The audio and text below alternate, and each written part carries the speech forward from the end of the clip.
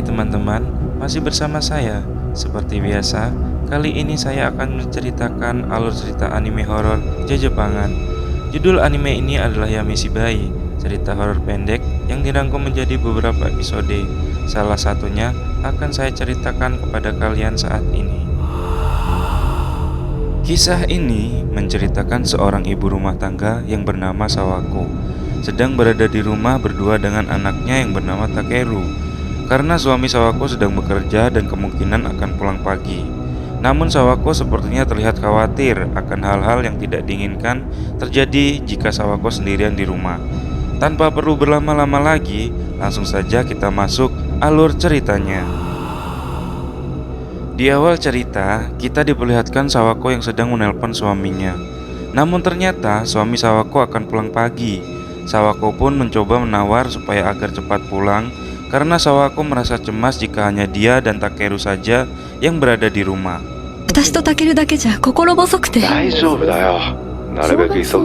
Di waktu yang sama, ketika Sawako sedang menelpon suaminya, di sana terlihat Takeru yang sedang asik menonton televisi. Yang kebetulan, acara televisi tersebut sedang ada siaran berita tentang seorang anak SD yang telah menghilang bernama Kiyoharu yang berumur 9 tahun. Berita mengatakan Kiyoharu hilang sejak 3 hari yang lalu saat bermain di taman.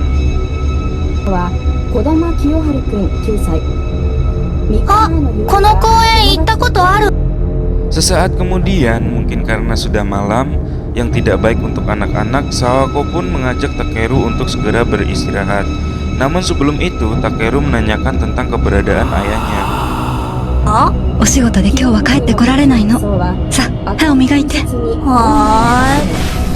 Di scene berikutnya, waktu menunjukkan jam 12 malam lewat 12 menit. Di sini terlihat Sawako yang sedang tidur dengan wajah yang berkeringat, dalam arti tidak benar-benar sedang tertidur. Tiba-tiba Sawako terbangun setelah dikagetkan oleh suara benda yang terjatuh. Seketika Sawako pun bangun dan segera memeriksanya, dan ternyata itu adalah Takeru.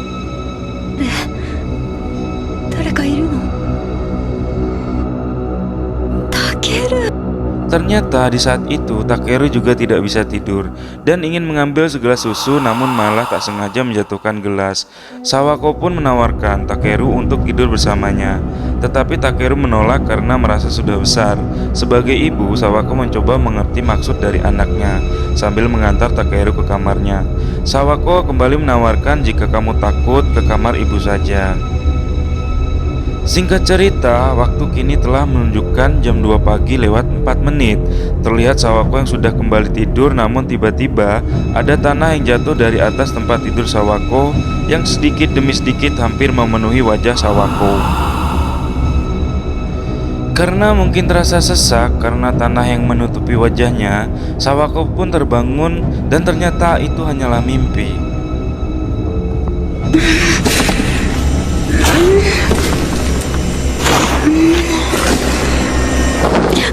Lalu seketika Sawako pun menerima panggilan telepon dari suaminya dan keluar kamar untuk menerima panggilan itu dan mengatakan kepada Sawako bahwa pekerjaannya sudah selesai dan akan segera pulang. Sawako pun memintanya untuk lebih cepat karena Sawako tidak suka sendirian. Ditambah lagi mimpi buruk yang baru saja Sawako impikan.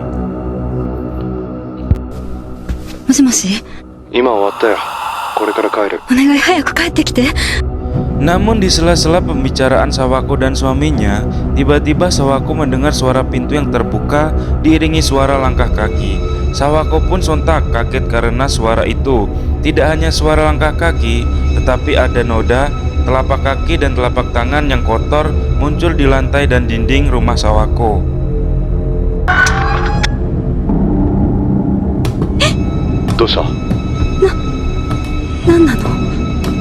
Suami Sawako bertanya, namun karena Sawako sudah ketakutan, pertanyaan dari suaminya tidak dihiraukan.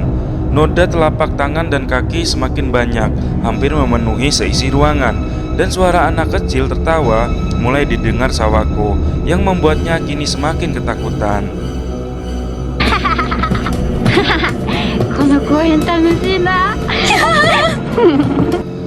Nah, sebelum lanjut cerita, saya akan jelaskan lebih dulu tentang karakter Sawako ini. Ternyata Sawako merupakan pelaku atas hilangnya anak 9 tahun yang bernama Kyoharu yang sejak 3 hari yang lalu telah menghilang. Itulah sebabnya di awal cerita kita diperlihatkan Sawako yang terlihat cemas saat tahu kalau suaminya pada hari itu tidak bisa pulang lebih awal. Ditambah lagi di awal cerita pemberitaan tentang hilangnya Kyoharu mulai disiarkan di televisi. Kyoharu merupakan korban yang tak sengaja Sawako tabrak dan membuat Kyoharu akhirnya meninggal. Karena panik dan tak ingin berurusan dengan polisi, Sawako pun akhirnya membawa jasad Kyoharu ke gunung dan menguburnya demi menghilangkan jejak. Karena tempat penguburan yang tak seharusnya dan cara penguburan Kyoharu tak selayaknya manusia yang biasanya melalui acara pemakaman dengan diiringi doa-doa, membuat arwah Kyoharu gentayangan dan menuntut pembalasan atas perbuatan Sawako terhadapnya dan menghantui Sawako sampai saat ini.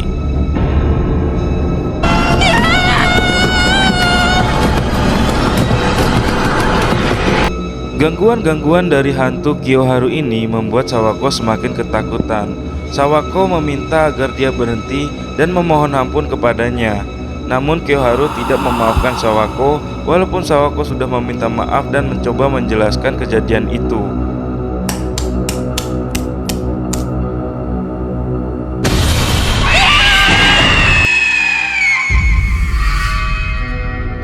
Nah, itulah akhir dari kisah Sawako.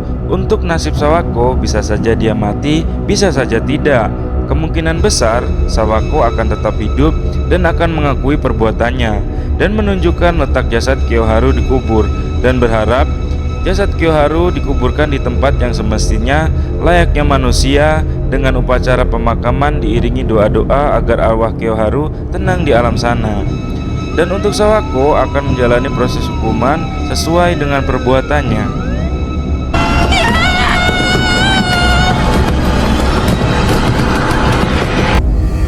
Jika kalian suka dengan video ini, kalian klik tombol subscribe.